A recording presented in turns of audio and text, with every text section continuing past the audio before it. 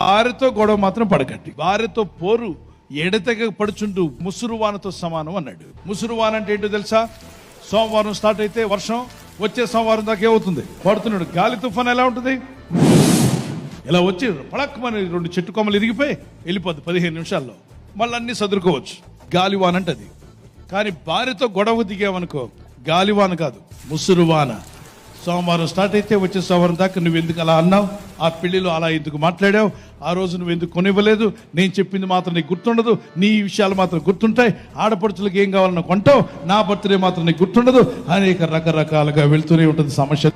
ప్రపంచంలో ఎవరితో గొడవ పడినా, భార్యతో గొడవ పడ్డావా, రాత్రి నిద్ర ఉండదు, పగలో నిద్ర ఉండదు, ఆమెను వేధించొద్దు, బాధ పెట్టద్దు. ఆమె ఇంటికి ఇల్లాలు, ఆమె వెలుగై ఉంది, ఆమె ఎంత సంతోషంగా ఉంటే నీ ఇల్లు అంత ఆరోగ్యంగా ఉంటుంది.